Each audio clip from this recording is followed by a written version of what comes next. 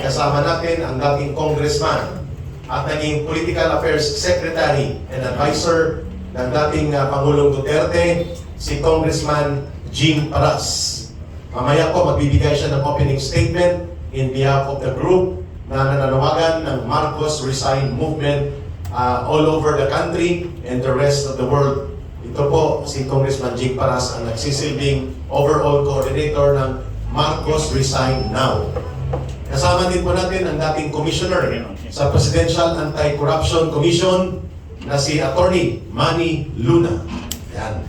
Kasama din po natin ang isa sa mga nagsasalita, naghahayag tungkol sa mga pag-a-analyze sa patakaran at relasyon ng Pilipinas sa ibang mga bansa at nagbibigay ng kaliwanagan sa lipunang Pilipino sa mga maiinit na issue, isang writer, si Kaado Paglinawan. At siyempre, ang nag-organize ng mamamayan sama-sama, Layas Marcos ngayon, at ang kanyang grupo ay kilala din sa Marcos Alis Na, MAT, si dating Undersecretary sa panahon po ni Pangulong Duterte from the Department of Energy dati, Yusek Tatay Ben Ranke. Sa pagsisimula po, ibibigay ko na kay Congressman Jing Paras ang konteksto bakit tayo nag-request ng pagtitipon sa araw na ito. Congressman Jing, take it away. Magandang umaga po. Una-una kay Ka-Eric, ating namumuno doon sa kanilang grupo, yung Sambayanan. Ang aking kaibigan, Attorney Manuelito Luna, si Paring Ado Paglinawan, si Yusek Ben Ranke, sa inyo lahat po, magandang umaga. Kami po ay andito ngayon para ipaalam namin sa ating mga kababayan ang pagtututol namin sa pagtatag ng Independent Commission on Infrastructure. Kasi para sa amin, ang title talaga dapat yan, Dependent Commission o Marcos.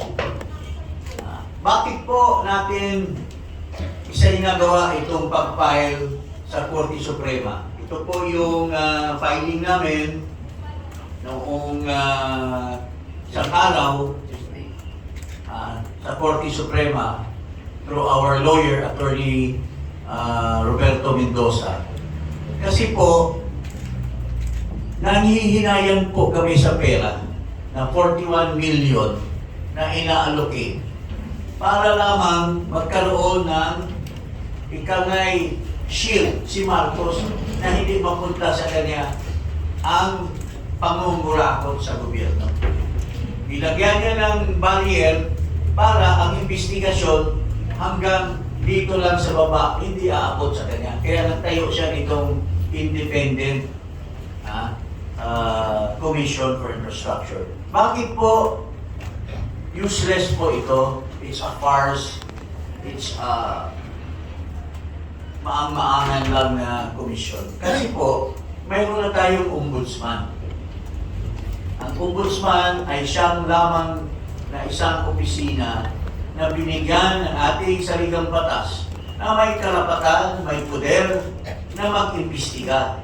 Hindi kailangan na mag-file ka ng kaso. Ang ombudsman mismo, ang word na ginagamit ng ating saligang batas, they can investigate motu proprio. Ibig sabihin, sa kanilang kusang loob, pwede silang mag-imbestiga. Katulad ng napamansyakan nila doon sa Blue Ribbon Committee. No? Ang ombudsman mismo, pwede na nilang ikayon, basihan yun at mag-imbestiga sila. At they will come up with a prima facie, sapat na po yung inamin ng mga resource persons or testigo doon sa Blue Ribbon na nag-amin na sila ay nagnakaw ng pera ng bayan. So ito po, duplication. Unang-una po, bakit sinampa namin itong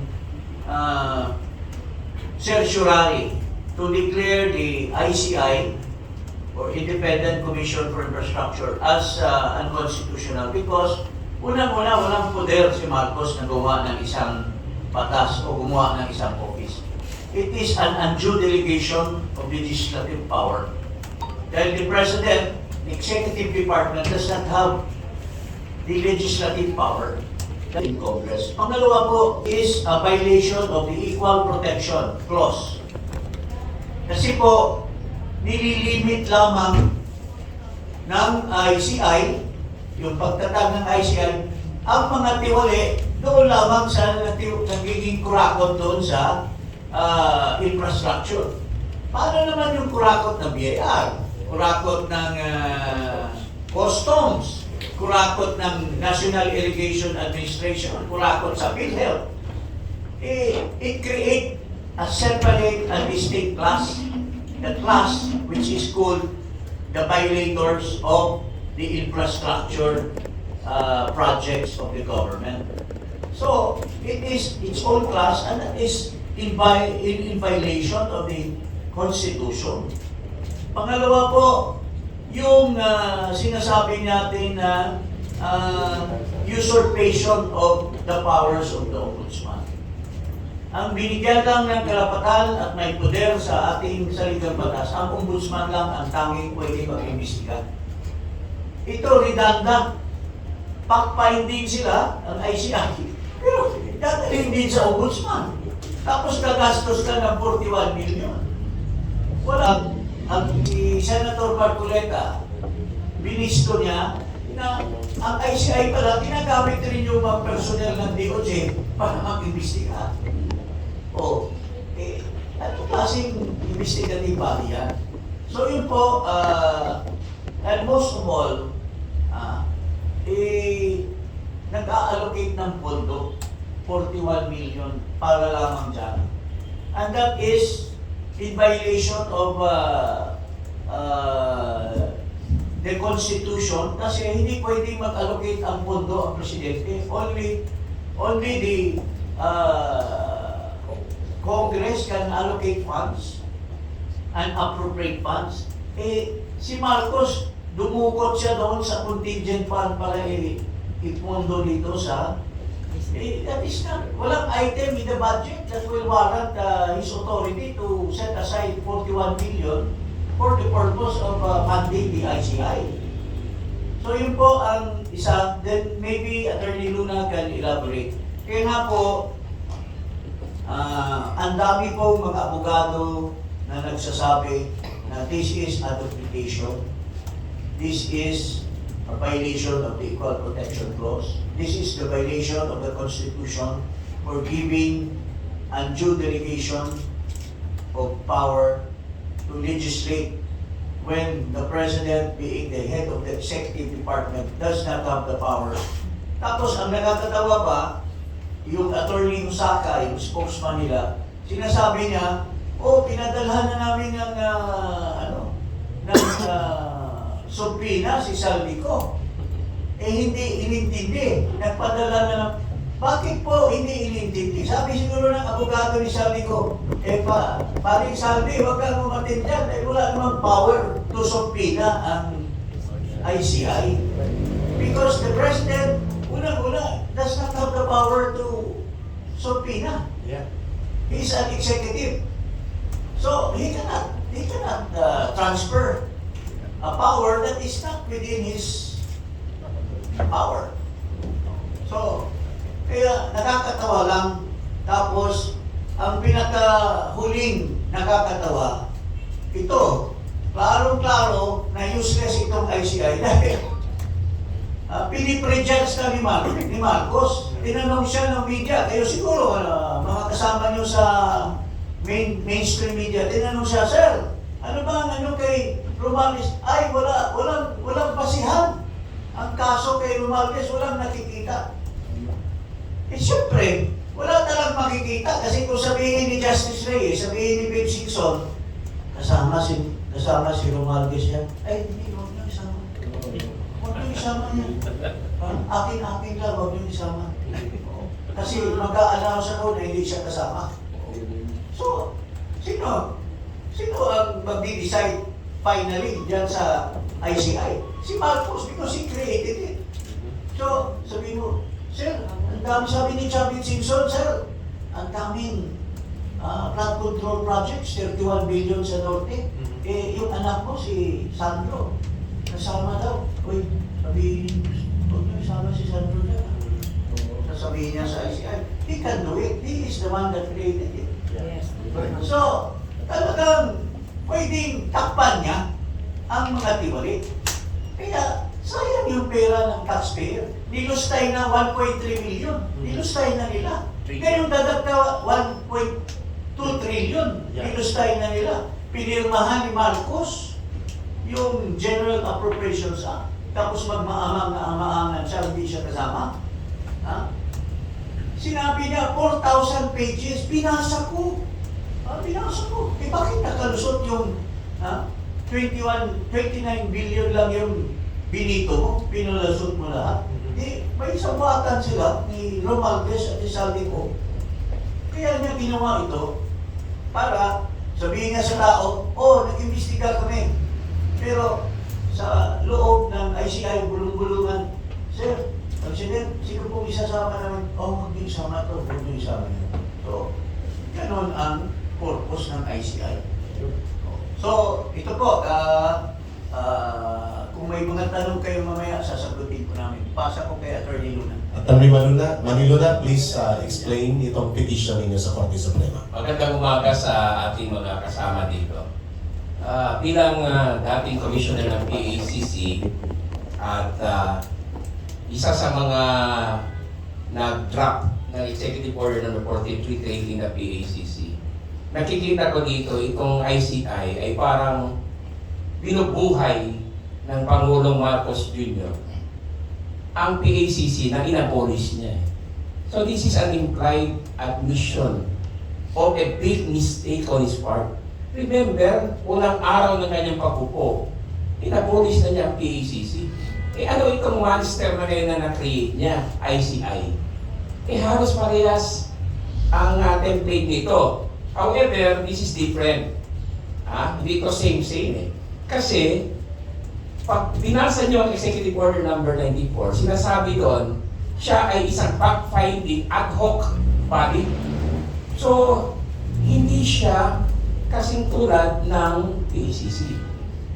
So, pwede ba ang Presidente mag-create ng ad hoc body tapos pondohan niya ito gamit ang kanyang poder under the Constitution? Actually, hindi. Kasi wala sa GAA ng 2025 itong pagpondo sa ICI. Second, this is a violation of the Equal Protection Clause, yung Executive Order number 94. Kasi he created a class Do you mean to say ang corruption ay nasa DPWH lamang? O sa infrastructure projects lamang? Kalamang ang korupsyon sa buong gobyerno ni Marcos. So how could you now say na yung ICI ay para imbestigahan ang korupsyon when it limits itself only to the flood control projects at saka other infrastructure projects? In other words, excluded yung ibang kaso ng korupsyon. Eh, problema din yan di ba? Even the US government has called the attention of the government with respect to the corruption in the Bureau of Customs. Yun ang problema. So it creates a class without valid justification. So therefore, it violates the Equal Protection Clause. And therefore, yung mga sangkot sa korupsyon sa ibang departamento, they are free to, laugh their way to the bank. Kasi hindi sila pwedeng imbestigahan ng ICI. Dahil hindi naman sila DPWH official or employee. Hindi sila contractor. Tapos wala naman silang infra. How about doon sa DepEd? Ang problema doon ng korupsyon, hindi mo pwedeng imbestigahan through ICI. Kasi wala namang power ang ICI with respect to the other departments. Yon ang depekto. Now, and the last is, I would like to emphasize na kaming tatlo, si Atty. Jean Paras, myself, Atty. Manuelito Luna, and Atty. Ferdinand Topacio, we filed the petition as taxpayers, Kasi kami, katulad ninyo, nagbabayad po kami ng taxes. At itong 41 million na ni-release para sa ICI, this violates the Constitution kasi only Congress can appropriate money Eh saan nanggaling yung poder ng presidente na mag-release ng pondo yan? That's another corruption eh. Technical malversation po yan kasi wala sa 2025 General Appropriations Act. Yun po ang emphasis ko dyan. Salamat. Klaro. Ngayon, magbibigay po ng kanyang pananaw at reaksyon na kay Atty. Manilona and Atty. Congressman Jing Paras. Si Kaado Panginawan po. Magbibigay ng kanyang pananaw, ano po ang implikasyon nitong instrumento ng whitewash at cover-up, panloloko at panlilihis na binuo ni Marcos. Hindi lang binuo, pinunduhan pa at ginagamit para lituhin at linangin ang taong bayan nitong ICI. Kaado at iba pang related information, take it away. Actually po, ang ibig sabihin ng ICI ay hindi Investigative Commission for Infrastructure. ICI ay nakupo. Ang ibig sabihin, intentional cover-up ng mga insertions. Intentional cover-up ng mga insertions. Alam ko rin mga kabansa, hindi pa po umiinit ang puwit ng ating Pangulo. Baka hindi pa siya nakakaupo sa kanyang sigat sa Malacanang. June 30, 1922.